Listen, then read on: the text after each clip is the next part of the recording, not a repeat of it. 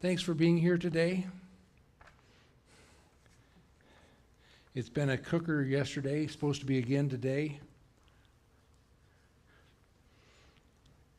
I'm going to take us back to the Old Testament. About the Promised Land. When did the Promised Land begin? What was the Promised Land? Who was the Promised Land for?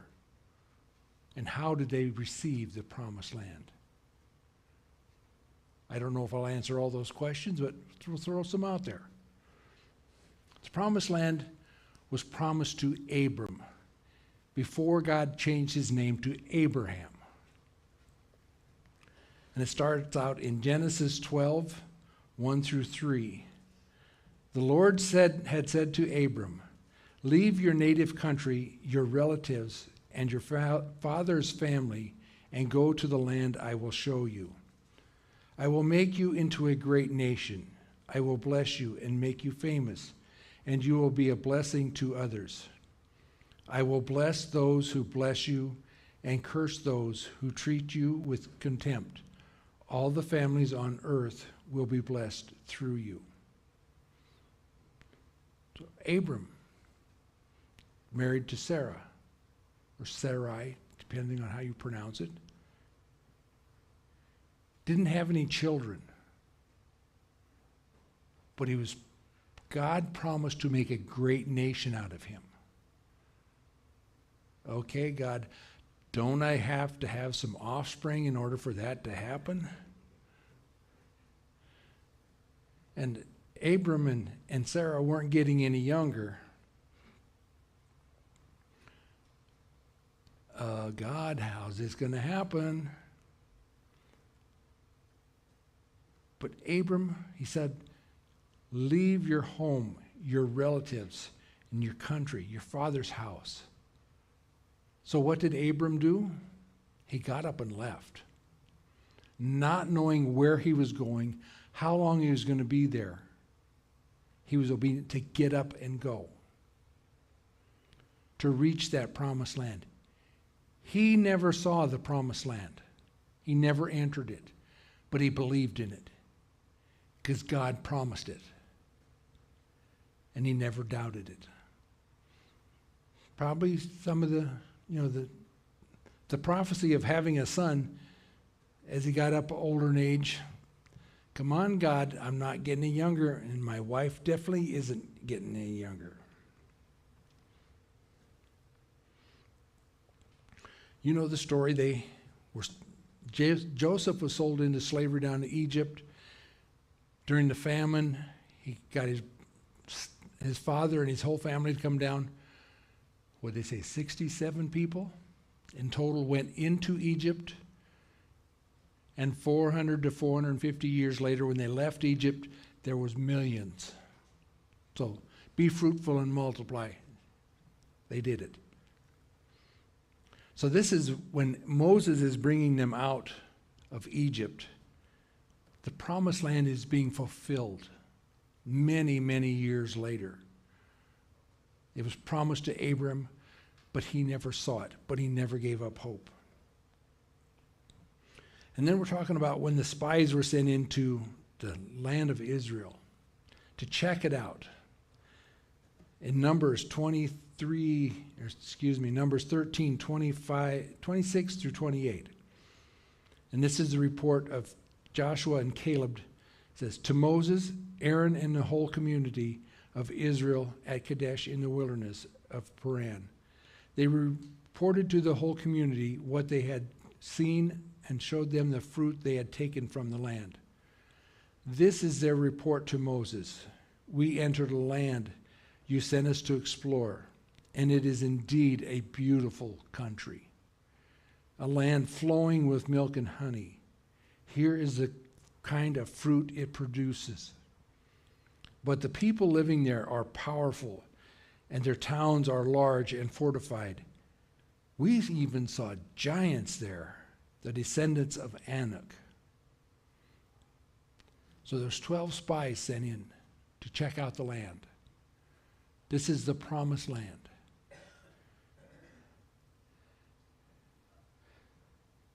We've entered the land as you sent us to explore. It is indeed a beautiful country. It's not in here, but one place, a cluster of grapes took 2 men to carry. That's pretty good ground. That's pretty good grapes. And the description of this promised land has always been a land flowing with milk and honey. And milk and honey. What exactly? Milk and honey. If you're lactose intolerant and diabetic, that ain't going to cut it. But what does it mean to have an abundance of milk so that it's just flowing? It means you have an abundance of livestock. And the livestock are having offspring. They're well fed. They're watered. They're well cared for. There's plenty. The fruits of your labor are abundant. Abundant. Flowing with milk and honey.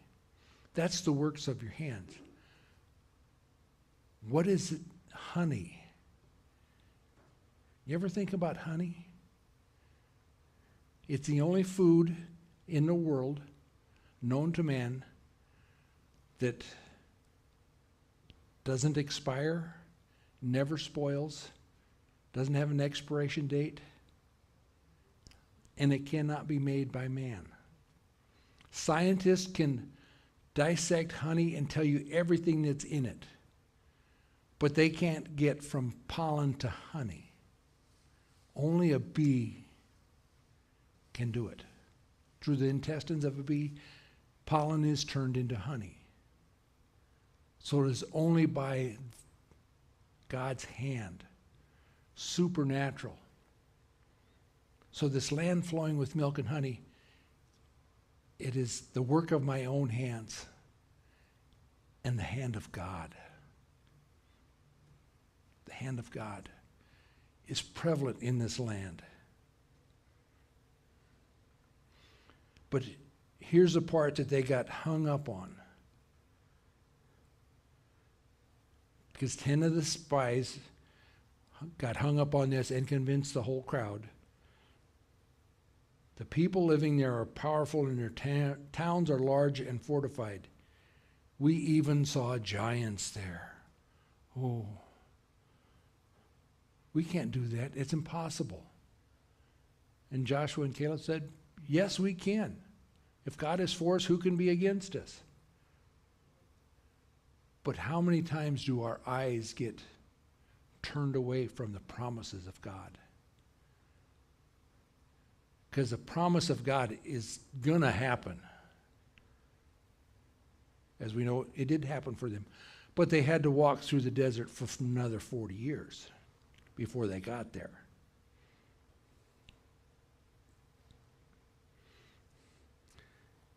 And when they're finally going in, 40 years later, Joshua and Caleb are going in.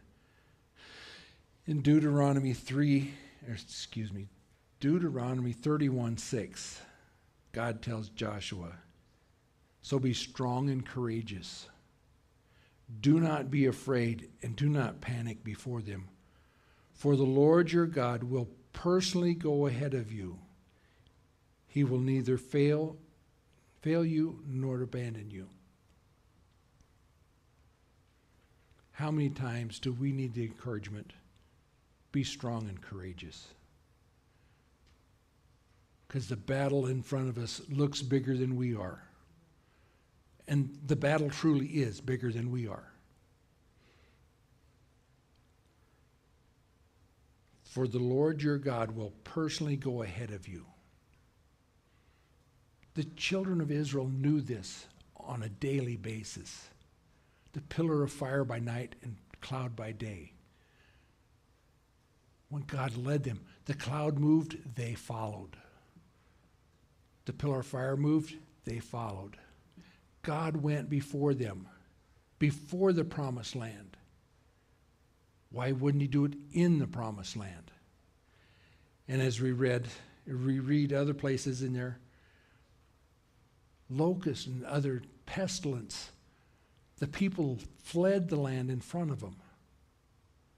They still had to go and take it. It wasn't just, here it is. No, you've got to go. Just like Abram had to go, do. These people had to go and take the land, secure it, and take care of it. But God went before them. And here's another example of God going before them. It's in Joshua 3:14 through 16. So the people left their camp to cross the Jordan, and the priests who were carrying the Ark of the Covenant went ahead of them. They sent God ahead, right? The Ark of the Covenant went before them. It was the harvest season, and the Jordan was overflowing its banks. But as soon as the feet of the priests who were carrying the ark touched the water at the river's edge, the water above that point began to back up a great distance away. At a town called Adam, which is near Zarephath, and the water below the point flowed on to the Dead Sea until the riverbed was dry. Then all the people crossed over near the town of Jericho. God's going before you. I've always really liked this story. Because, there's 4 guys carrying the Ark of the Covenant, each one on 4 corners. I'm hanging on to something that weighs more than I do. I got water in flood stage in front of me. This is going to keep me on the bottom. And I'm supposed to go into the water. But it says the water coming down stopped and built up. The question I want to ask is, did the guys carrying the Ark of the Covenant, did they even get their feet wet? Or did the water just back up from their feet? That's going to be fun to find out. It's really not going to make any difference. But did they actually get their feet wet? Or did the power of God that they were carrying before the people, did the water just move out of their way? And they crossed on dry ground. How many of you have been in a river? There's mud on the bottom of our rivers, and it takes a while to dry out. I don't know, some places your riverbeds are just literally cut through the rock, so when the water stops, there is no mud, you walk across on the rocks. But they walked across it. God went before them.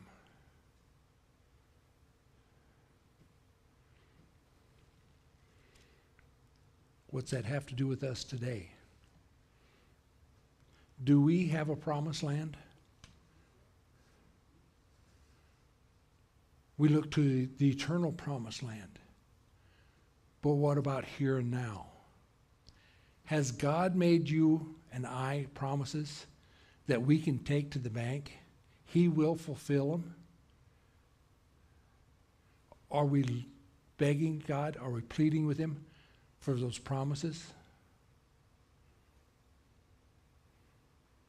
I want to be a better person. I don't like the way I've been living. I want to be a stronger Christian. I want my daily devotion time to really be, so I can get a deeper understanding of who God is. Do I want quiet time with God? To just sit and think and meditate? Do I want my family relationships restored, renewed? Do I want my marriage? Do I want the relationship with, like I said, family, my children, with my parents? Do I want something better for this life here on earth? Am I looking for a promised land? Am I looking for a promise of God that I can stand on? Because he will go before me. I have to get out and go like Abram did. Go to the land I will show you. Do I have concerns for my neighbors, for my neighborhood? Do I want God to move in my community, my county, my state, the whole area? Am I looking for a promised land God has given us?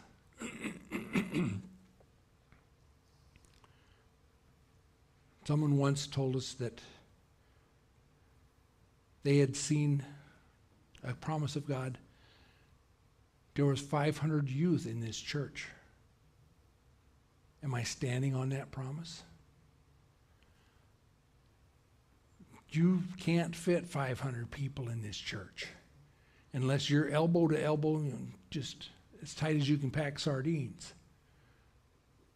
Is that a promise that we're standing on? Or is it, yeah, so what? It was a good thought. But we respond a lot like the children of Israel did. It's too good to be true. Some of us, and I actually, in preparing this message, found this first one in my own life. You see this good that God has laid out for you. Okay, God, if you're going to do that, just lay it on me. Let's get it over with and move on. Just nonchalantly like, oh, who cares? And sometimes we're, waiting for the doorbell to ring so the UPS man brought us the gift of God. I don't think God works that way. And sometimes we're, oh, that's great, God. Gimme, gimme, gimme, gimme, gimme, gimme. All you can give me and gimme some more. Oh, great vending machine in the sky. Gimme this wonderful gift you're promised. I put in 3 prayers, 2 good deeds, and I guess I remembered to pray last week. We think we're going to do good deeds, and I'm going to get this. We got to go. We got to act. If God calls us to our neighborhood, go to our neighborhood. If it's in our family, go to our family. And I know personally, he's calling each and every one of us to be closer to him. So there's a calling there. You can't skip that one. Am I going to go? Or am I just going to gimme, gimme, gimme? I don't need to put any effort into it because God promised it. I'm going to get it. He calls us to go and do and be. And then we're also like the children of Israel. There's giants in the land. Oh, I can't do that because that's too tough. My neighbor doesn't like me. My family has disowned me. Abram was told to leave his native country. I can't do it. None of us can do it. Only God can do it. And he's going to go before us into that giant-infested, mountainous region. I can't do it. I know I can't, but God can do it. I didn't put it in here, but I don't remember if it's Joshua or Caleb. And they go through the land. They said, give me the most mountainous region with the most giants. That's what I want. Are we willing to take up the battle for God? To go out into the world and share, to go, to do.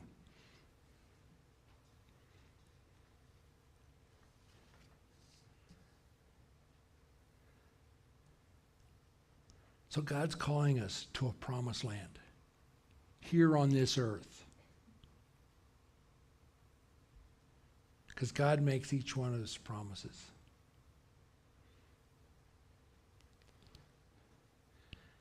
And then we're going to jump on down to after they crossed the Jordan River. In Joshua chapter 4, verses 4 through 7. So Joshua called together all the 12 men he had chosen, one from each tribe of Israel. He told them, "Go into the middle of the Jordan in front of the ark of the Lord your God. Each of you must pick up one stone and carry it on your shoulder. 12 stones in all, one for each of the 12 tribes of Israel. We will use these stones to build a memorial. In the future, your children will ask you, 'What do these stones mean?' Then you can tell them, 'They remind us that the Jordan River stopped flowing when the ark of the Lord's covenant went across. These stones will stand as a memorial among the people of Israel forever.' I guarantee you, each one of our homes is filled with souvenirs that remind us of certain things, special events, certain people. God won't let us forget what He has called us to.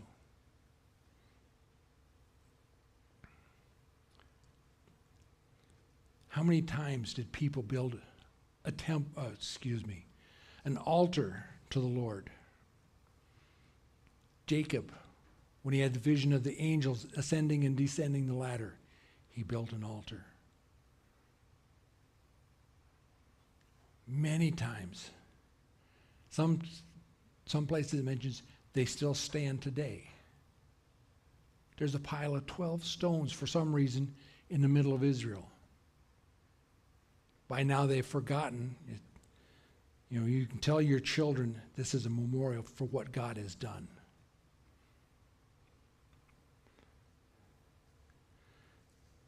Memorials. To remember what's been done. In modern times, what does that look like? We don't pile up 12 stones anymore. But sometimes we plant a flag. When they landed on the moon, what did they do? They planted a flag. Who was it to honor? The United States, right? We claim the moon in the name of. They don't claim it for themselves. They claim it for a higher power. I think of Mount Suribachi on Iwo Jima. The Marines raised a flag. There's a memorial of the memorial. I claim this island, hard fought for, in the name of the United States.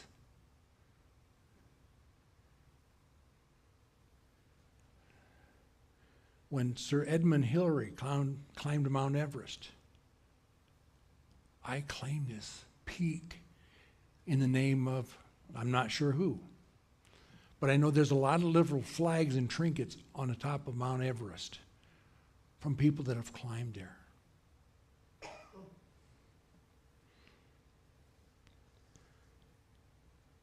So in our struggle, in our quest for the promised land, do we create memorials? Things to remind us, souvenirs, tokens. I was talking to a man years ago, and his father abandoned him when he was little. His father was an alcoholic, very abusive. And this man turned into an alcoholic himself. Hadn't known his father since he was just a little kid. But this gentleman got sober.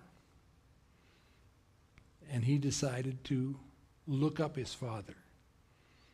And they got together, catching up, because he hadn't seen his father since he was before school. And the one thing about the AA, certain groups of them, they have a coin they carry.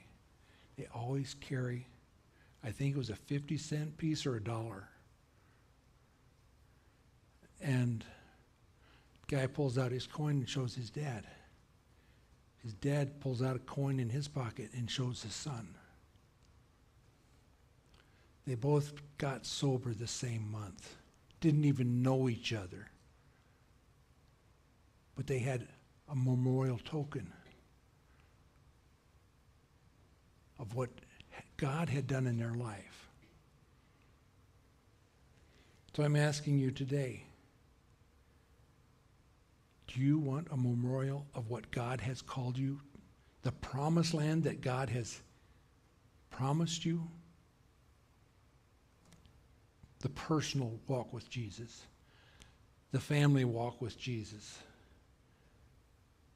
How many of us have declared our community for Jesus, our state for Jesus?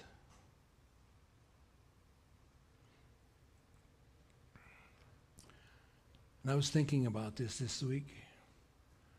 What kind of flag can we plant to remember God's promise to us that we can look to and remember?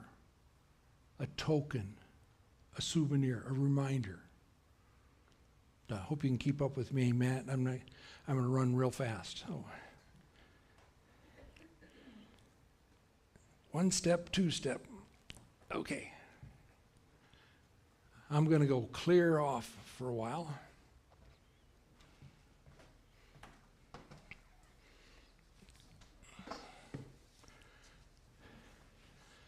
People were asking me, what's that little round thing up front for? How many of us know what this is? Get it unrolled. This was the long one. Wow.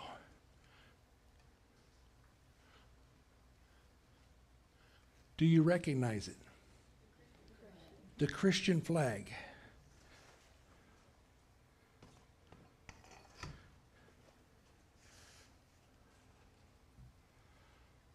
I claim this county in the name of God my Father, of the Son, and the Holy Spirit. I claim this town. I claim my family. I claim me. I claim this whole Midwest region in the name of God the Father.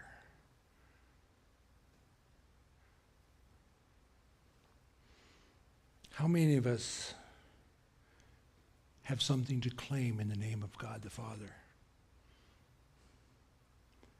We want to stake a claim, say, you promised, I will see it through to completion.